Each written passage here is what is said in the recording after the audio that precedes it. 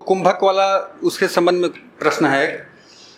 जो वायु कुंभक करते हैं फिर उसके साथ ही बंध लगाना चाहिए या बंध अलग से?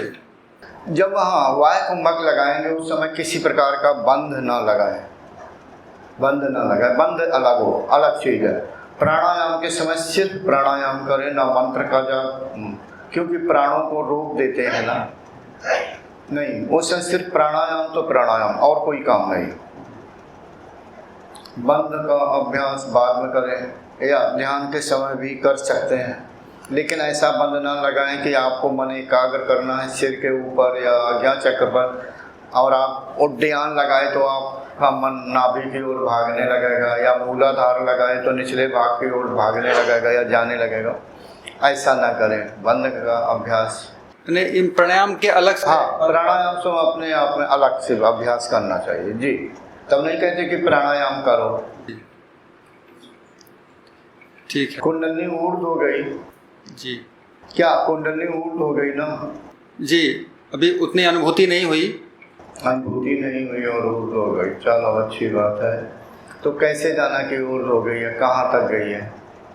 कुछ न कुछ हृदय तक, यानी आप कहते हैं अनुभूति नहीं, हृदय तक हो गई। बहुत हल्का, मूलाधार के पास हल्का बहुत गर्म लगा था। हाँ, तो अब ये एक तरफ कहते हैं अनुभूति नहीं हुई, हल्का गर्म लगा, बहुत हल्का। हाँ, जब आपने साधना उतनी पर्याप्त मात्रा में नहीं की है तो तेज गर्म कैसे लगेगी जी? यानी ज्यादा गर्म कैसे लगेगी? वो तो एक ऊर्ध्व कर दी गई। किसी साधक को अनुभूति भी नहीं होती और ऊर्ध्व हो जाती है। जब घर में जाकर के आप अभ्यास करेंगे, शुद्धता बढ़ेगी, अनुभूति होने लगेगी। उसीलिए मैंने ये, हाँ, जब आप शुद्धता को बढ़ाएंगे अनुभूति ज़्यादा होने लगेगी।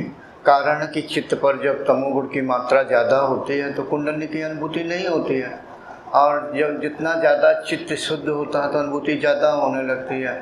अथवा जिसकी पिछले जन्मों में कुंडली ऊर्ध्व हो चुकी होती है तो उसे भी ज़्यादा अनुभूति होने लगती है, क्योंकि उसके संस्कार पहले से पड़े होते हैं। तो कहने का मतलब कुल मिला के आपको अपनी शुद्धता को बढ़ाना है अभ्यास के द्वारा। जब शुद्धता बढ़ जाएगी अनुभूति ज़्यादा होने लगेगी जी। जो तीनों बंद है इसका कोई मानक है, कितनी बार लगाना चाहिए? आपके पास जितना समय हो। अभ्यास का क्या मानक है? आप जितना ज़्यादा से ज़्यादा अभ्यास कर सकें। जैसे नाड़ी शोधन में 6 बार तो करना ही चाहिए, तो उस तरह से देखो 2 बार इसलिए कहता हूँ, सुबह करना चाहिए, शाम को इसलिए कि दिन भर की गंदगी यानी जड़ता, मलिनता, अशुद्धता हमारे अंदर जाती है, तो फिर जब शाम को आप प्राणायाम करेंगे तो निकल जाएगी, ताकि आपका शरीर फिर सुबह की तरह शुद्ध हो जाए। फिर खाना खाते हैं, फिर उसकी सुबह अशुद्धता निकाल देते हैं। तो कम से कम 2 बार होना ही चाहिए, हमारा ये है जी। नहीं, एक बार में कितनी बार? ये मैं जैसे 5 बार। क्या चीज़? बंद जो बंद आपके पास जितना समय हो आप बंद लगा सकते हैं। आप अपने समय के अनुसार चलें। एक बार का कितनी देर तक आप बंद लगाएंगे ये तो आपके ऊपर है। 10 मिनट लगाएं, 20 मिनट, आधा घंटा, 1 घंटा लगा ही रही है। जितनी ज़्यादा देर तक आप बंद लगाएंगे कठोरता के साथ, तो प्राणों का दबाव मूलाधार पर बनेगा, तो सुषुम्ना नाड़ी को वो प्रभावित करेगा, सूक्ष्म प्राण उसमें प्रवेश करने की कोशिश करेगा। ठीक है ना जी? जी, एक बार पुनः चरण स्पर्श। जी, प्रणाम। गुरुजी, आपके चरणों में सादर प्रणाम। प्रणाम। मैं सविता शर्मा इंदौर से आई हूँ। अच्छा जी। जी, और मैं ध्यान करती हूँ, 1 घंटे के करीब करती हूँ ध्यान, और 3-4 सालों से कर रही हूँ। मुझे कुछ खास अनुभूति तो नहीं होती है। एक स्टार दिखता है और भूमध्य में प्रकाश दिखता है, बस, ज़्यादा और कुछ नहीं होता।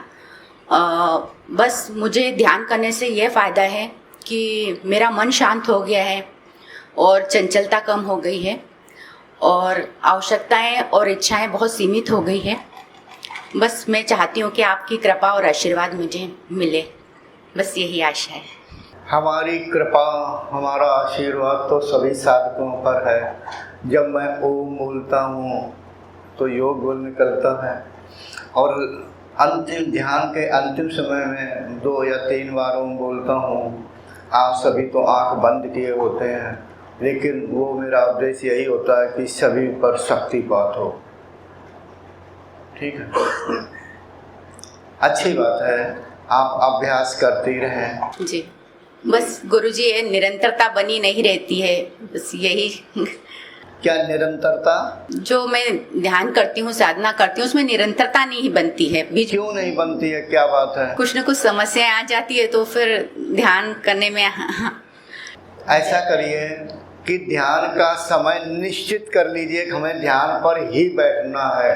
जब समस्याएं आ जाए ना, समस्याओं को हल जरूर कीजिए, जीवन में हल करना भी पड़ता है, मगर ध्यान का जब समय हो ध्यान पे बैठ जाओ, फिर आप अपनी समस्याओं को हल करो, तो ध्यान भी चलता रहेगा, समस्याएं भी हल होती रहेंगी। यानी ध्यान के लिए कोशिश करें कि ध्यान के लिए निरंतरता बनी रहनी चाहिए। अगर निरंतरता नहीं रहेगी तो आपका ध्यान कमज़ोर रहेगा।